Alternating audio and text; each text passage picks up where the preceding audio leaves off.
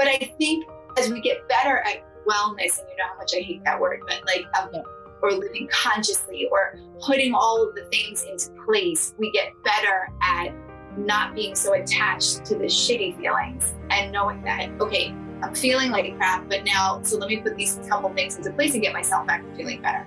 I feel like, but it's inevitable that it's that constant back and forth going. And I think nobody says that. No. So you're like, I'm a wellness failure. No, yeah. Madness. No, this is huge. Just up front, like this expectation, like let's like pull the curtain up. There is no, I have arrived. There is no, I have arrived. No. Help Me See is a podcast that redefines the word vision through vulnerable and real conversations, my own private introspective ramblings about the things that I think about in the wee hours of the morning, and my deep core belief that your nothingness is your everything, and all you have to do is see. I'm Bianca Mora. I'm your host. I am an educator, a photographic artist, and I believe that your daily photo habit can be the key to unlocking the ability to be more present in your everyday life and live deeper into your intention and purpose. We're not about the small talk here. Grab your coffee, get cozy, and let's talk. Hello, and welcome to another episode of Help Me See. I got sick again. I have been out of quarantine for a week and a half, and then I got hit, like really hit with, I think, the flu. I don't know. I didn't even have the energy to go find out for sure. But I've been completely laid up. I actually felt worse this time than last time. And it's really interesting to me. It was really interesting to experience this and feel like, what is happening? Last time when I had COVID for the first time, just the other week, I had said to myself, you know what? This is like an odd blessing, because I had come back from a retreat where I did a lot of soul searching, and I felt like the COVID really forced me to commit almost to my findings. And then I kind of feel like I'm not really trying to get all woo-woo, but at the same time, I know a virus is a virus and it's flu season, and, you know, there's all that, and I have a kid in daycare and that happens. But I almost feel like the fact that once I recovered or felt better human from COVID, I just immediately started to try to do again, try to like catch up. And then I got knocked on my ass again. And I kind of feel like it's okay. I got it.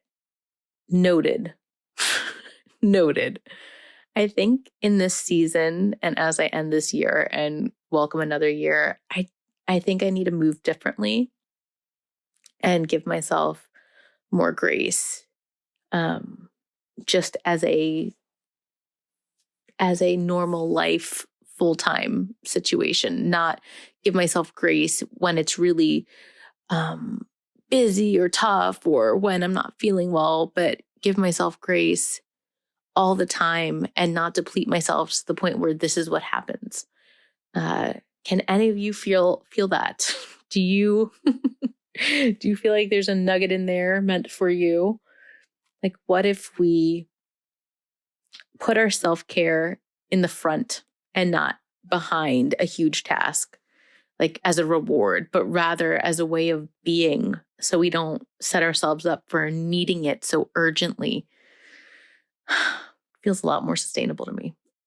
That is something my coach, Haley Carr, speaks about a lot. It is, front loading the things that feel so good for you, so that you can work from a place of already feeling fulfilled instead of working yourself ragged and then rewarding yourself and then getting back on it again. And I really, really, really love that teaching. Anyway, so I'm actually, today on the show, this is my conversation with my friend Jenny from last week, and it's really good. I love her so much. Jenny calls herself the bad yoga teacher, and she is the person that you probably want to learn wellness from because she hates the word wellness, and she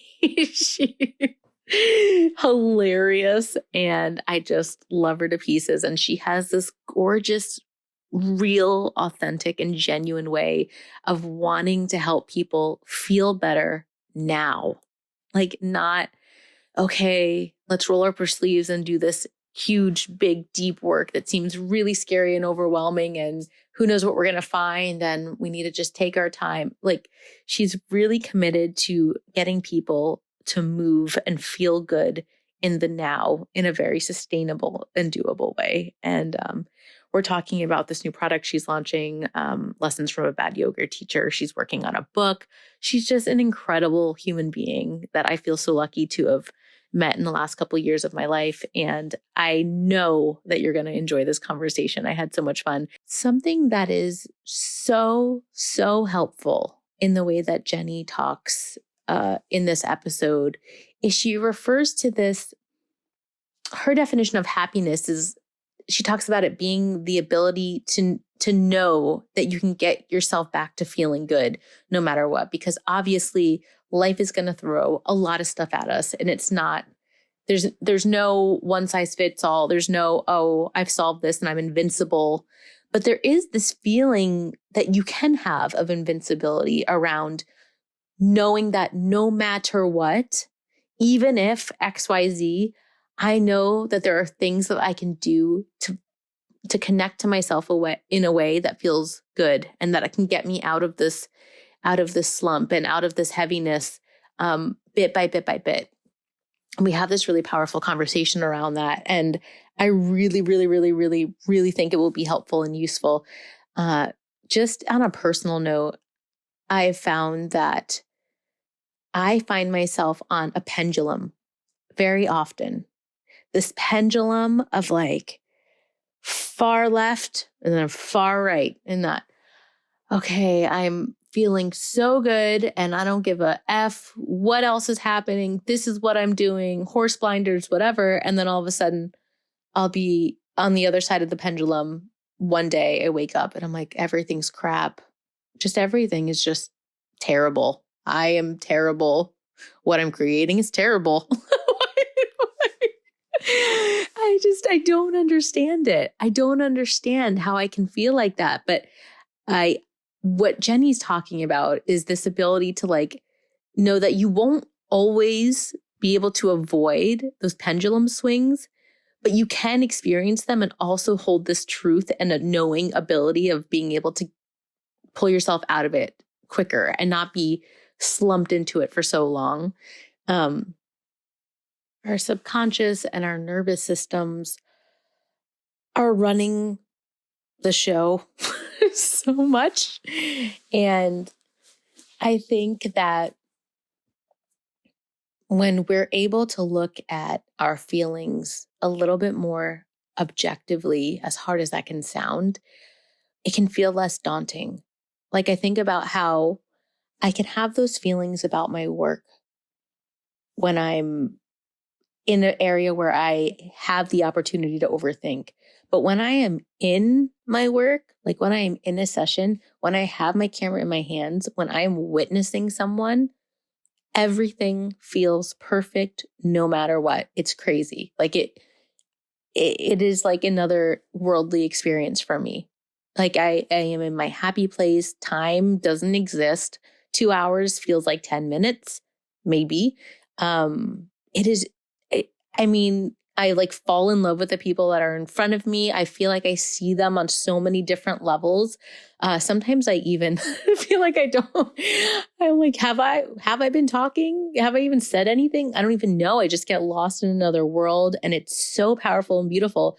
And the ego is really what makes us question ourselves and feel insecure about our work and, worry about what other people think or what they're not thinking or, whatever.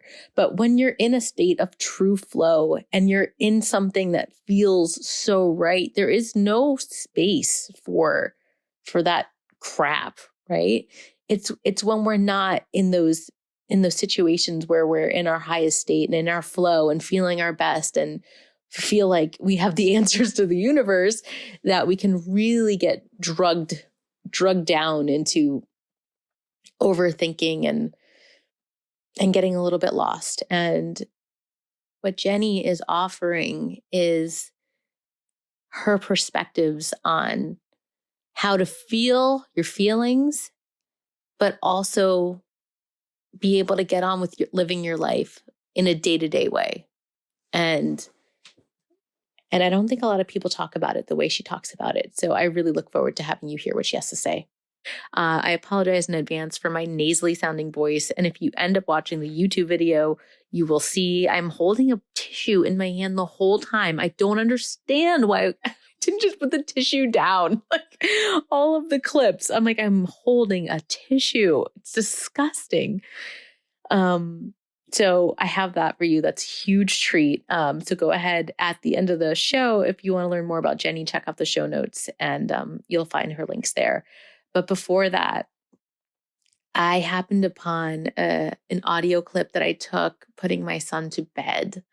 And it is so precious. And I wanted to put it in here as a reminder to all of us of how like these sweet nothing conversations that are so, so deeply meaningful in our lives, there are ways that we can save them that don't feel intrusive. And for me, that is going to my voice memos and hitting record and putting my phone down on the pillow and just snuggling with my son and recording his little voice saying the sweetest things to me.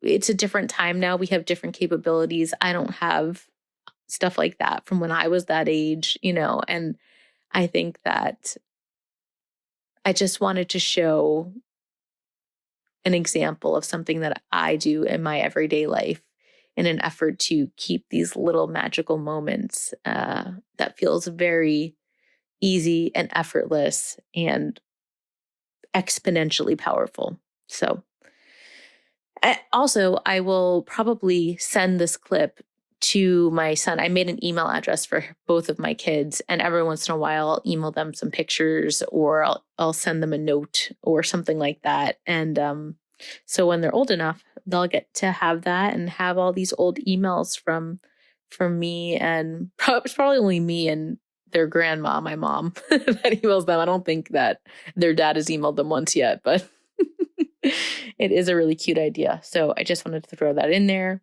So I am going to put this sweet little clip of my son going to bed. He's 4. And then after that, you'll hear from Jenny about all of the ways in which we can feel better in our lives and really have the muscle to be able to get back to feeling better quicker instead of finding ourselves stuck in the sludges of feeling like shit. What's wrong, Mom? Nothing. I love you very so much.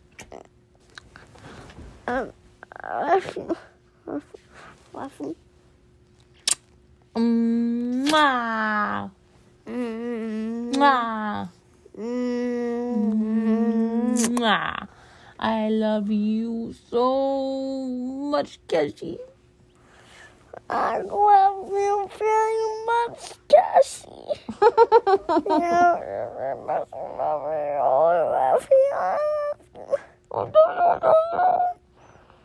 You make my heart so happy. Me too. I'm so happy. My heart is so happy. Me too. I'm so happy. I love you bigger than a volcano.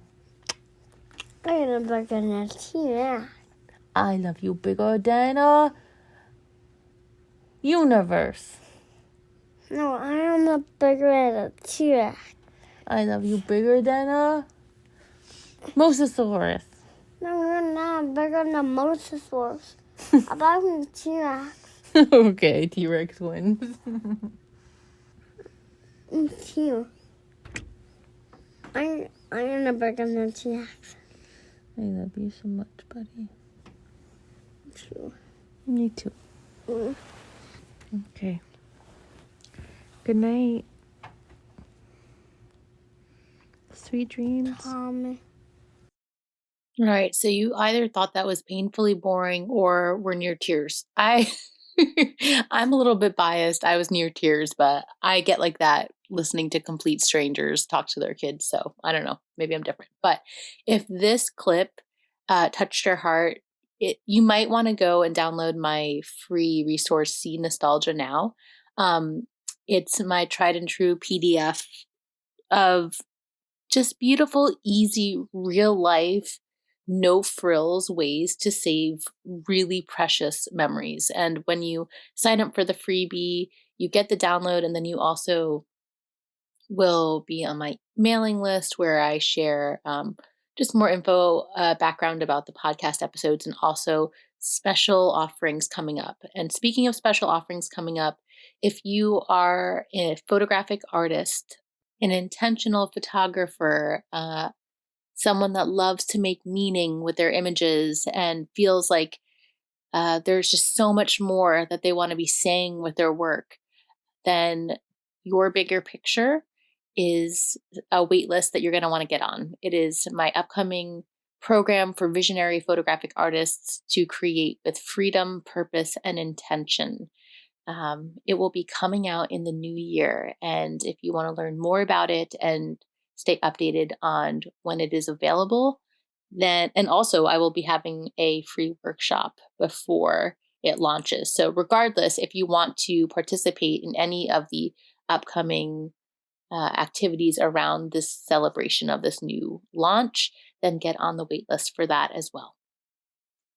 Okay, enjoy Jenny. Hello and welcome to another episode of Help Me See. Today we have my beloved Jenny Sanchez. I met Jenny, what now, a year ago or 2 years ago? I don't even know. Yeah. I can't believe we've never even hung out in person before. Jenny is someone that you want to know. And she is the perfect person to talk to about what I want to talk to today. And it's this idea of when we're doing all the things that we think we should be doing so that we can feel a certain way. It's like, if, doing the things to help yourself and you're still not there, you're still not feeling the way you want to fucking feel. My favorite example is what that she gave, and it stuck with me, is like when you leave yoga class and you just like zened yourself out, and then you're in traffic and you're cursing at everyone on the road. Like, why can't I bring that there? Why do I leave my, all of the progress I make on the mat? So today we're just going to talk a little bit about that, why that is, and a little bit about Jenny's story. So Jenny, welcome. Thank you for coming on today. Thank you. Yay. And I just even when you just said that, I don't think we ever I don't think that ping pong match ever stops. I just think we get better at redirecting ourselves back to feeling good, like as much as we possibly can. But I don't think it ever stops. And I think that's where like wellness and all these theories, people get so frustrated because they're like, why do I still feel shitty? And because you're gonna feel like that. But once you because it's inevitable, because you're having a human experience, and that's it. But I think as we get better at wellness, and how much I hate that word, but or living consciously or putting all of the things into place, we get better at not being so attached to the shitty feelings and knowing that, okay, I'm feeling like crap, but now, so let me put these couple things into place and get myself back to feeling better. I feel like, but it's inevitable that it's that constant back and forth can keep going. And I think nobody nobody says that. No. So you're like, I'm a wellness failure. No. Yeah. I'm badness. No, this is huge. Just upfront, like this expectation, like let's like pull the curtain up. There is no, I have arrived. There is no, I have arrived. No. And I mean, maybe life would be boring if we arrived. Maybe it would be like, well, now, but it's maybe that's it. Point? What would be the point? I don't know. I mean, I feel like it would be great. Yeah. Apparently that's not what we're here to do. So. Well, this is not some, new revelation for you, because you have based like your business and like everything that you've created to help others in the world off of this foundation of, what do you call yourself? A bad yoga teacher? Tell us more about it. Yeah, well, I had a business painting, and I met a girl in doing a very big job, and we, when you just like meet someone, you're like, sort of like you and I, where you're like, yes, this is a human that I will stay forever friends with. I love her. You started painting? I didn't know you were painting. I did. I had a painting business for like 10 years. I was a paint contractor. Okay, I wasn't supposed to discover something new in this conversation. What? That's so incredible. Okay. Yeah, I did like Venetian plaster and all this stuff. And so I had been contracted to do a huge job up in northern Florida. And I met this woman on the job, and she did yoga. And at that time I was teaching like fitness and anything that was, hardcore. I was into running, all of that stuff. Okay. And she dragged me to a yoga class, and I didn't love it. I thought it was a little bit silly. It was a hot yoga class. It was Bikram. I was like, I couldn't stop laughing. I had the giggles the whole time. It's like I was talking to her. I was that like annoying person. Mature. Yes, so mature. And I ended up not going back. We merged our businesses, and my body was hurting from all of the working out that I was doing. She said, I really wish you would go to yoga. And she just wouldn't shut up about it. And so I went finally just to shut her up. I said, I'll do whatever you want, but if I don't like it after what you tell me to do, I'm not going back. So she said, you have to go 3 days a week for a month. I don't care if you hate every class you take. I don't want you to judge it. You just have to stick with it. At the end of the month, if you hate it, I'll never bring it up again, and it's fine. So that's what I did. And I think the first week I took 5 classes, and I was totally hooked. I loved it. I loved everything about it. But I did not love the community that I saw there and the way the people were. I don't even know how to explain it. It just seemed like something was off or not connecting with far as like what you and I are even talking about. Like this was like magic. Yoga was magic. And you were just like, all of your problems were going to be solved if you do these 26 postures in this order every single day. And it just felt like, really? Because that seems a little ridiculous. I'll try, but like, I don't know. So, I mean, I'll give it a whirl. I'll bite. I'm biting. I'm eating the whole freaking meal. But, did you feel like when you're in the class that like, you're like, okay, I'm having this experience and I really love it. But like, what about like it made you realize that like you weren't loving what seemed to be the consensus about what you guys were there to do? Like just a little bit more into that, how you were like not resonating with that community part. Yeah, because I saw nasty people, like you're saying, like it would literally be people fighting over a spot in the yoga room, or, like cursing out, each other as they leave in traffic and someone cuts each other off. I ended up opening a yoga studio because of her. She was like, you really should open a studio. I went to the training, I did the whole thing. And then I saw even more of it because I was there all the time. And I felt it even in myself. Here I was, a yoga teacher, practicing several times a day, and really dedicated to the practice, but still even finding those things within myself. And knowing that like there had to be more to it. And also, I noticed that if I taught a class and I didn't mention all the yoga stuff, I could get people to do it all. So if I stopped using Sanskrit, for example, and I just said, let's do eagle pose, everybody would do it. But if I said, let's do Garurasana, everybody would look at me like, yeah, you do Garurasana, I'll watch it, And so I started to just I had been teaching for a while before, so I wasn't new to teaching, but I realized if I stripped away like the stuff that we're supposed to say or the way it's supposed to be taught, and I made it more relatable to people who were cursing each other out in traffic and did find those urges within themselves and were struggling at work and at home and all of these things, that I could reach them and I could help them open up to ideas that maybe seemed a little frou-frou for them before. And so it made me feel like a bad yoga teacher, because here I was not using Sanskrit, not, having barbecues after classes. Like, my husband's Argentinian, so we would have a Friday class with a huge barbecue after, we would like in the practice, and the smell of, sausages is going on in the background, but it got people to come and it got them to really feel like, oh, I could do this.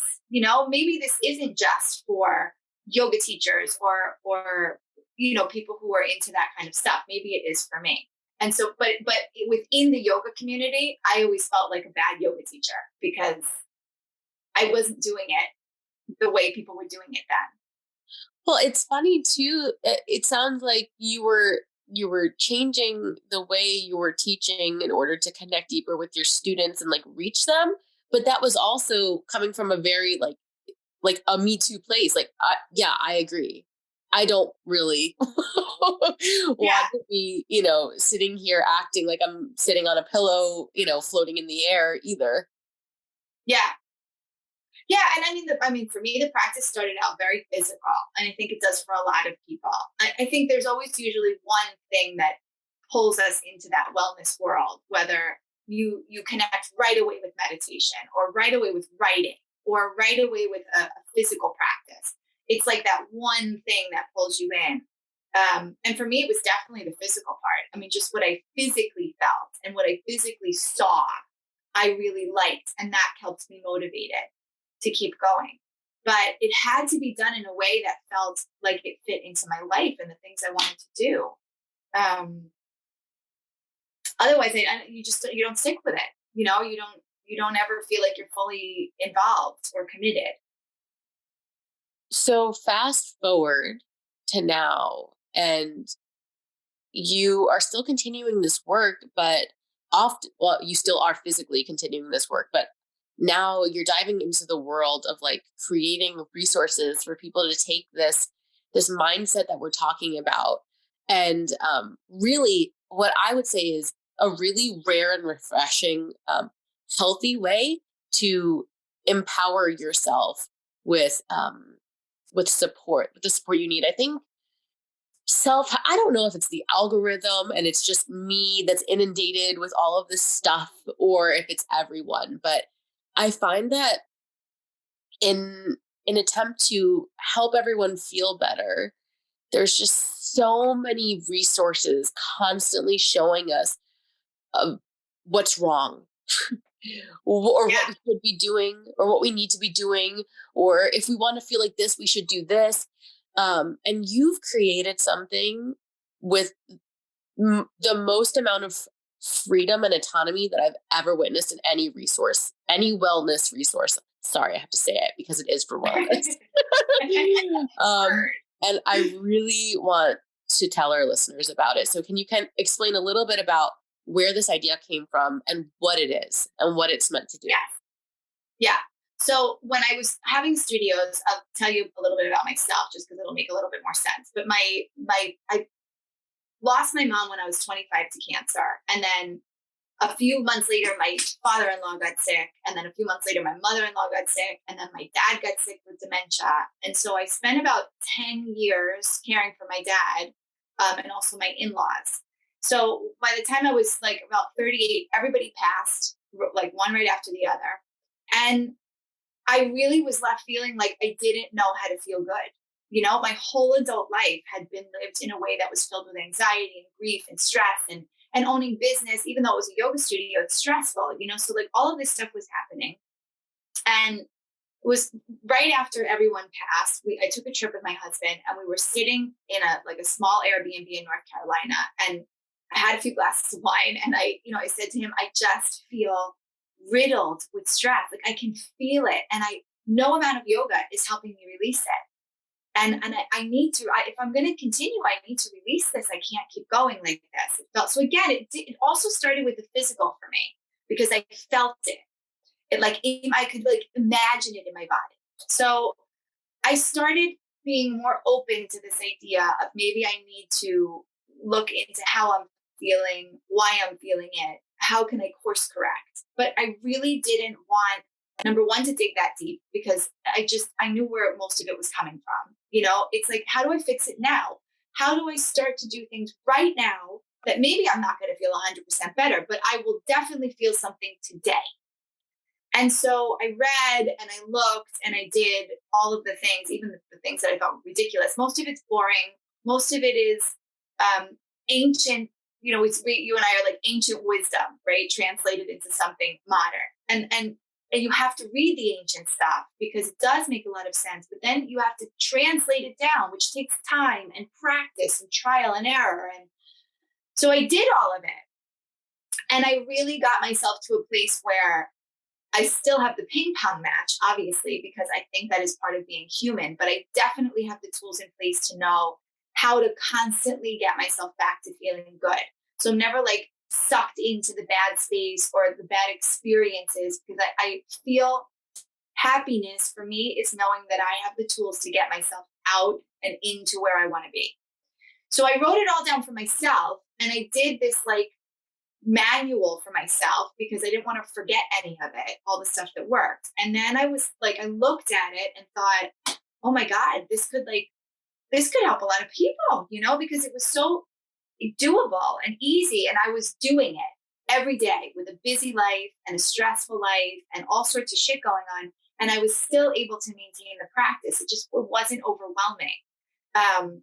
And when I did find myself stuck, I could open the manual and say, oh, right, I have this writing exercise that I did that totally got me out of this last time. So like, let me just sit down and do this. And so that's how it all came up. So I started to kind of put it out there to my students. And I started in like a course format where I was more present. And I just felt that was overwhelming to people. It was like their lives were already too busy to then sit down with me for an hour, or they didn't want to be in front of Zoom anymore, you know, or it had to be done at a certain time. So over the past year, I've just evolved it into audios. They wanted to listen. Like it seemed like anybody could just pop something in for 10 minutes, get what they needed and apply it to their day. So again, you're in the situation where like, no, you haven't fixed all your shit, but you feel better as you're fixing it. So you're not waiting for it to be fixed to feel good. You're feeling good as you're working through the stuff. And that's what I wanted to give to everybody. So it's like a digital library, basically, with 10-minute or less audios where you can go in, and some of them are meditations. But again, I've been teaching meditation for a while. I couldn't get people to say like, I'll become a meditator or be open to meditating. So I was like, how can I do these where they're going to get all the benefits of meditation without feeling like they're meditating? So there's lessons baked into the meditations, you know, so you're not sitting there trying to concentrate on your breath. You're learning something that then when we're out of the meditation, you can apply to your life and the rest of your day. That was something that bugged me about yoga and meditation, was this idea that when you're sitting on your ass or you're on your mat is the most important part. And then when you're off of it, you go right back to feeling the way you felt before. It's like, no, we're supposed to learn in the practice and then apply it when we're moving and living, because otherwise what's the point? Mm-hmm. So like, who cares if you're good at meditation, or who cares if you're even good at yoga, if then you're a total, you know, hot mess when you're walking around the rest of the day. Right. So, you know, it's funny because this is it for me, something like this at first would feel very begrudging because I'm a very like all or nothing person. I'm like, you know, the idea of like, oh, you don't just like fix your closet, you pull fucking everything out. And, you know, I'm either working out 5 days a week or not for 5 months.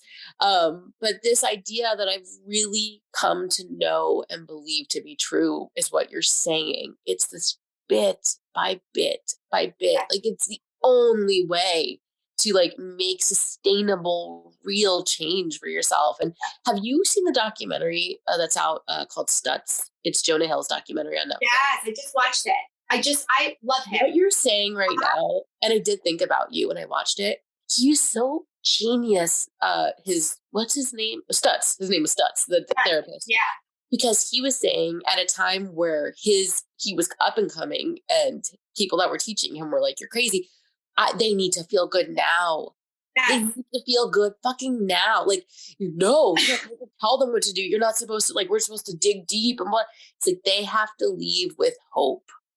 And this is exactly what you're talking about. Like, I have goosebumps talking about it. It's like yes, there's plenty of shit. There's always going to be, for all of us, plenty of stuff and scary things to pull out of the closet if you want to go there.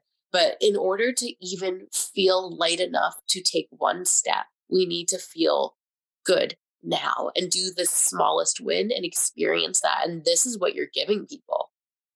Yeah, that's really the idea, because so much of it comes in the subtle stuff. We're taught to look for these big, gigantic gains, or like this idea that one day I'm going to wake up and I've arrived and I'm happy and everything's falling into place. And it's really the subtle things that, if you can learn to pay attention, give you that hope, because that subtle shift of shifting yourself from not feeling great to shifting back to feeling good, or just the awareness of knowing that you're not the bad mood, that it's just an experience you're having right now. Just that subtle difference changes everything. I think that we completely underestimate these tiny, important things that we're talking about, like a journaling. Like, there's so many times where I'll read really helpful journaling prompts and then not actually fucking do it. And it's underestimating how powerful those tiny things can be, and completely overestimating what we will gain out of doing the bigger things, like physically going to a class or working towards this big goal. And it's exactly what I teach in my photo practice. Like, it's the same thing. It's like, I'm telling people, like, it's beautiful. Yes, to all of it. It's beautiful to have these photographs of events and whatever, but like, the event doesn't mean anything compared to like all of the little things and the quiet, intimate, tiny moments of your life that got you there. So it's the same conversation. It's just echoed in parallel ways. Yeah. I just wrote something about, because this is important also, like, it's not about the journey. It's not about the destination. It's the journey. And that always pisses me off, that sentence, because I want to get to the fucking destination. So like, I just can't, I'm like, maybe that makes me less spiritual, but I don't understand the point of all the goals and putting it into place if we're never going to actually arrive there. But if the journey is enjoyable, you usually get to the destination way quicker. And if you can appreciate the journey, if you can take note of it, I feel like it makes everything fall into place easier. So again, like these subtle steps that you're taking daily, because it's daily stuff. And and I think people don't realize how much the action matters. Like, not just reading something or listening to it, but what action are you taking afterwards? What are you then applying to your life without that person telling you how to do it? How does it feel for you? What do you notice when you're in action? I teach this thing called mindfulness in motion for that same reason, because it felt to me like, okay, great, I'm sitting on my butt and I'm listening to my breath, and that's all fine and good, but how do I then apply that mindfulness when I have all this stimulation going on around me? How do I ground myself in action? And I think that's the most important thing. And I think that's what people don't realize that's more important. It's not so much that you're sitting. Yes, you're getting a lot of practice in the sitting, and you need that, because otherwise you don't get it. And you only know by experiencing, right? So you can read it, but if you don't experience it for yourself, you never really know it. So yeah, it's important, but it doesn't have to be done in one specific way at one time. And there's so much that you can do, and it's always changing, and you got to change with it, and I think people feel nervous about that. Also, they just don't know where to look. You have all this stuff coming at you, but most of the time you're going like, I don't like that person or what they're, that's not the link I'm going to click. So where do I look? Or it's just you get caught in this loop. If you like everyone and you get caught in this loop of intake, and you can make yourself think that you're benefiting, but really you're just intaking, but you're not integrating. And it's a really slippery slope. It's a very slippery slope, and it's all so well intentioned. But to really pause and get still with yourself, and find yourself in the practice. That's what we're talking about here. So, the destination. We're talking about the destination. You were like, yeah, but I want to get there. But it's, it's all of the action that we're taking. But really, talk about an annoying thing to say.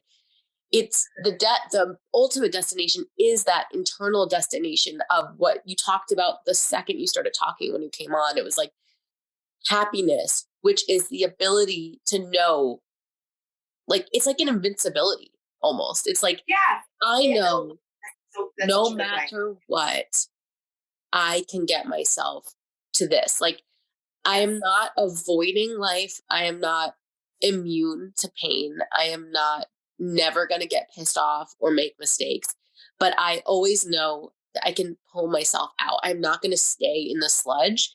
I'll sit there for as long as I need to. And then I know what to do to move.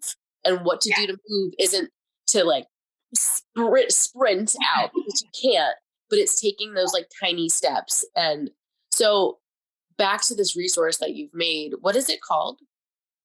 Lessons from a Bad Yoga Teacher. I love it. And how do you envision people using this? Like, because I mean, I can make all these assumptions because I've been privy to these amazing conversations about what you're doing all along the way. But when you finish creating this and you think about it in the hands of someone that is just going through shit, like yourself, like through that period of time where you were just dealing with loss after loss after loss after loss, how do you envision this resource being used? Like an open tab on the computer. That's how I see it. It's like, it's just always there. And you look at it once a day and you just say, oh yeah, okay, right. That's what I'm going to listen to. Or one is like really, let's say, because I have, for example, there's a section called Survival Kit, right? So I put in a series of meditations that are, again, they're not meditations. It's like walking yourself through how to understand how to get yourself to feeling better, even if it's just for a few minutes, because again, it's that subtle shift in knowing that I got myself to feel better in 10 minutes, which means I can just keep reapplying this over and over and over again as I go through my day.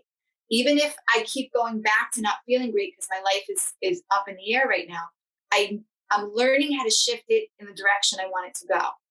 So, maybe you're just working with one that like really resonates with you at that time. And for, a month, you're listening to the one, and then you go, okay, I really got this. Like, I've really integrated this. I've seen myself do it now without needing Jenny in my ears.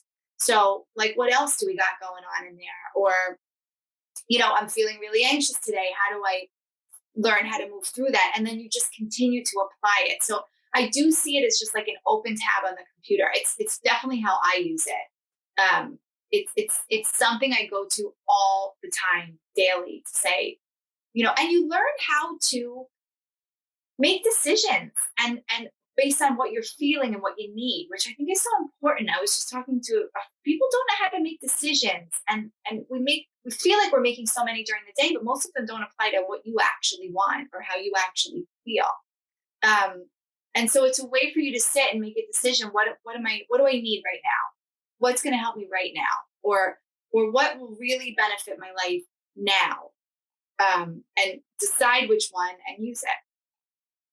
And there are practices and meditations but nothing where you're feeling overwhelmed or, too frou-frou. Or again, if you are feeling really bad, I'm not asking you to make a huge leap. It's just a little tool that you're going to use, and you're going to keep repeating until it's like, oh, wow, okay, I got it. Right. And it didn't make me want to, lose my lunch when I was doing it. It's like, fine. I just love that how from every angle, it's always directing you back to like this place of like autonomy and empowerment, like true autonomy and true empowerment. Yeah. not like the facade of it. It's like, okay, I have this tool belt of support. And it's not even like this huge commitment of, okay, let me watch this like 1 hour class, or it's okay, let me get this hit to remind myself of what I already know. Yeah. And be able to like really integrate and cement that and take that with me through the day. I love how there's a million different ways that you could use it. Like you can popcorn around, or you can, like you said, like focus on, there's one audio that you really resonate with and you listen to it every day. And then, Yeah. you move on when you're ready to move on. There's no order. It's just all the stuff that I use, I put in one place, so that you can just use it as a reference where you can, it's it would be like the definition of self-help. Like you're going in for yourself and you're saying, what do I need to help? Because that is empowerment, is you doing it. Yes, we all need help, and we all need direction. Yeah. And it needs to come from someone that you feel you can resonate with or you trust. And that was always, you and I have spoken about this, about me using my 4-letter words all the time. And, really is the way I use in person, but it's different when you're in person than when you're, just on an audio, or you're just doing something like this where maybe somebody's listening to me and they haven't ever met me in person. And I decided to go the direction of, dropping the F-bomb like I do in person, because hopefully someone will hear me and go, oh, well, like, right. She says fuck and she meditates. Let me give it a shot. She says fuck while she meditates. It's like, maybe I'll give it a shot. At the end of the day, I'm like, if anyone's wildly offended by my choice of of language, then perhaps I'm not for them. And and that's great, because I think it is such a personal thing, that the stuff really, and that's what I always tell people too. It's not something you have to talk about and declare. In fact, when you do really feel good, like even this, for example, I didn't think about putting this out into the public for a very long time because it was so personal. And it felt like something I shouldn't really be talking about. Like, I didn't want to go preaching around about how awesome I was feeling. I couldn't believe it myself, but I felt like I would be a nut job if I did that, and it would be weird. But then, because I was teaching for so long and I had all my clients and students around me, I felt like, how can I not share this? I heard them like I heard myself. And it was like, to not tell you that I'm doing this thing that I feel oddly awesome, it would be weird. Look, I feel guilty for feeling this good. I feel oddly awesome. Like I had never experienced that before. But I also, it's like, everything in life, there's just so many options. There's so much you could learn. There's a bajillion things out there. And like, all you want is someone close to you that you trust, that like gets you, that you feel like, yes, like we are on the same wavelength. Just say, hey, this one, hey, this helps. Like, I'm a researcher. I'm someone that obsesses over like understanding all of my options. But like, if there's someone that I get, that I know gets me, recommend something, I'm like, thank God I don't have to spend hours of my life trying to decipher everything and sort out what is for me. Like, this person is just going to give me that beeline, and that's what this is. Yeah. It's what I wanted for myself. I wish I didn't read all the crappy books I read and did all the weird things I did. You did the legwork. I did the legwork, so that hopefully you won't have to. So you have, if anyone is listening to this and they're interested, you actually have a really, really, really cool free writing challenge. Can you tell us a little bit about it? Because I'm going to put that link in the show notes, because I've done it myself. I uncovered something myself in the 10 minutes it took to watch the video. So tell us about it. Yeah, I found these 2 writing exercises through all of my reading and searching and everything that really, really blew my mind, as far as when you feel stuck, like in an area of your life where it's like when you feel like you're doing all the right things, but you never get the results you want, or you get it for a little bit, but it never stays. It's like an area where you just feel unsatisfied and frustrated. For me, it was money. It was always money. It was always around money. I could make it, but I couldn't make it like I wanted to make it. It never felt comfortable. It felt like I had to apply an immense amount of effort to get what I wanted. And I did these 2 writing exercises. And basically what they do is just walk you through how to uncover if you have any subconscious beliefs, which most likely you do if it's an area where you're feeling like that are directing your thoughts, your words, and your actions, which are what create the results in your life. But we don't know that the beliefs are even there. So that's why you feel like you're doing everything right, and you can't figure out why you keep ending up in the same spot. Because it is so much, as much as I don't want to get into sounding like a, crazy lady, it is about our vibration and what we are putting out there. And those beliefs vibrate at a frequency that you want to know what you're vibrating at, what the beliefs are. So they're really simple. It's just you sitting down with yourself for 15 minutes in peace and quiet and uncovering something that can literally change the whole course of your life. It's really that powerful. And this is a perfect example of I wasn't telling anybody about it. And I do retreats in Patagonia, Argentina. And it's a wonderful place to be, but when it rains, it's hard because, you're in the middle of nowhere in the mountains. The idea is to be outside all the time. So we were sitting at home and I said to everybody, would you guys want to try on this writing exercise that like totally changed my whole life? I was so nervous. And they were like, yeah, totally. Let's give it a shot, And so we sat down and we did it, and they were blown away. It was like, and it really made me realize how it could apply to anybody. It really could apply to, I'm sure they were all working through different things. They were all had completely different careers and lifestyles and came from different countries and places. And they all had holy shit moments. And that woke me up because I was like, okay, Jen, you should probably be sharing this with other people because it matters. It matters. It sucks to not understand why you can't get to where you want to be or why you're always feeling a certain way when you feel like you have all the tools and potential for it to be another way, but you're not getting there. Oh, I have everything I need. What the fuck? It's really funny. In your this free little writing workshop that you're talking about, when I was doing it, I love how you articulated. And as you're reading over what you wrote, there's like a point in time where you'll feel like, like it'll feel like that.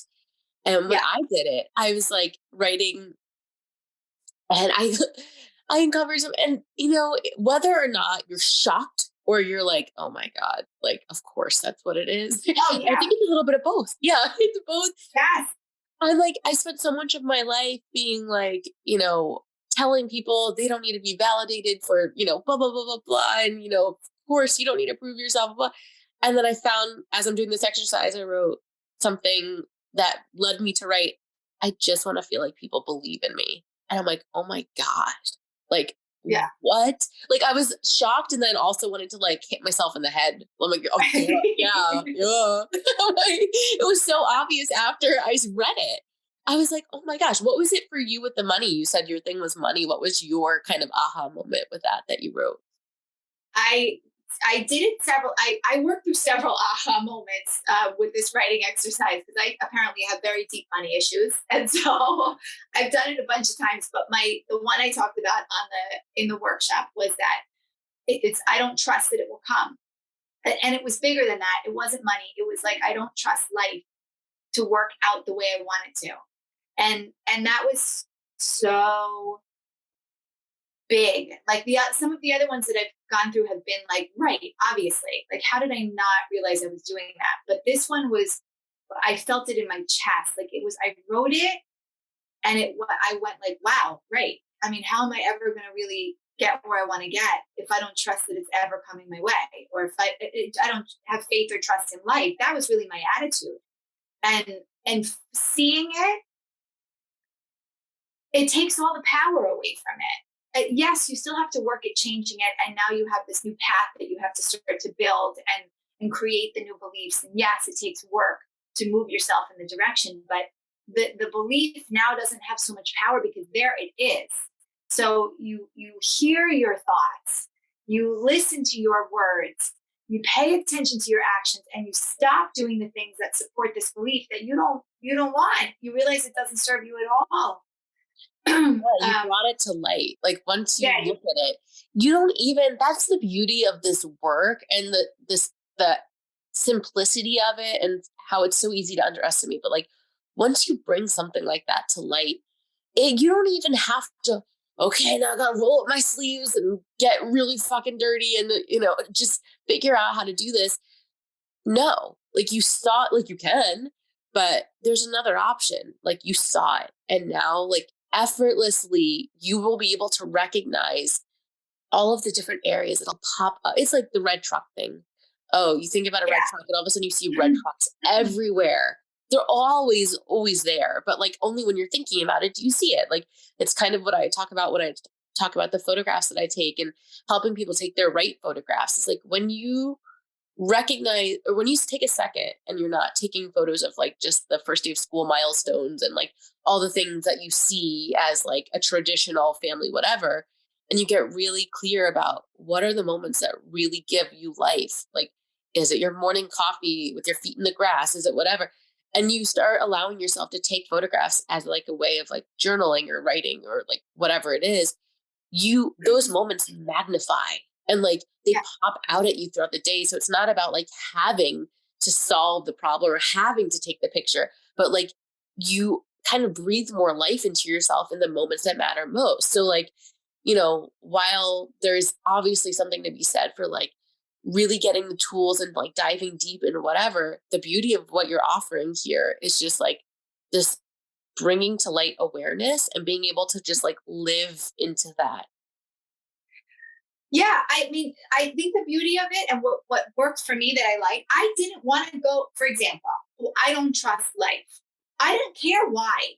I don't care why I have that belief. I just want to know how to not have it anymore.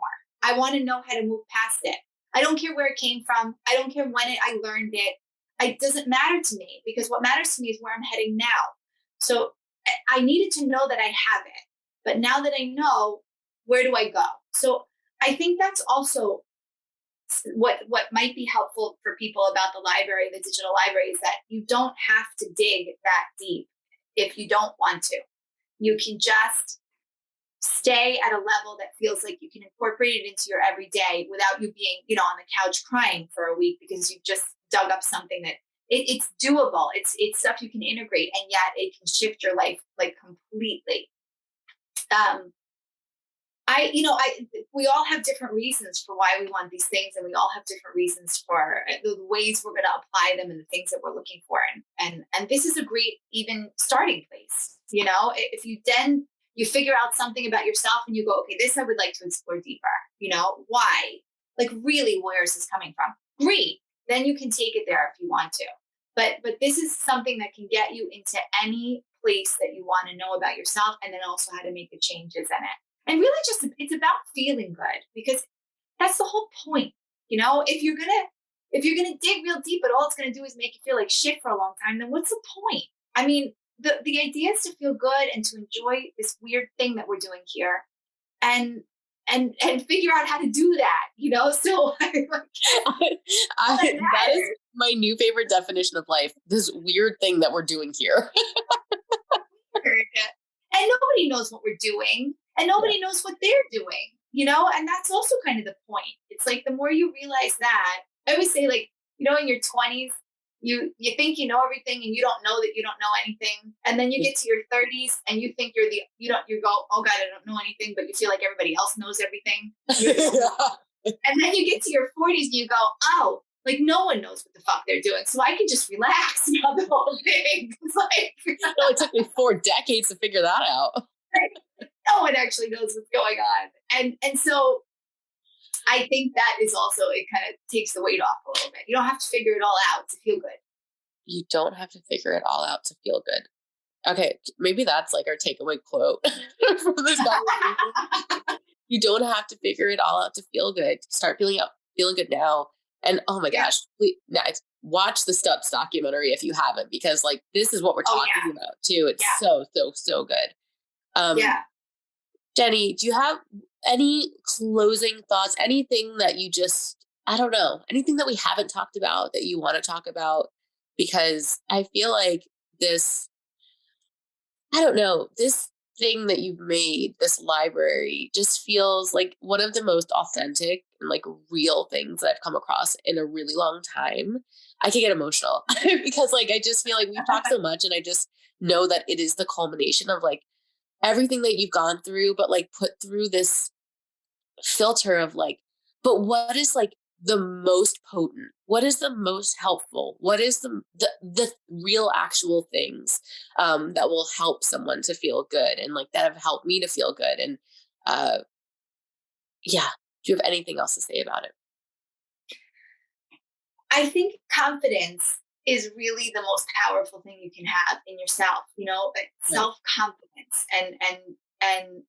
and a connection to something within you that is always there, but you don't realize until you start doing a little bit of work, and creating a little bit of awareness. And it doesn't take a lot. I think that's the thing I'd love for people to know is it can take 10 minutes of your day, and you can literally start to learn how to live better.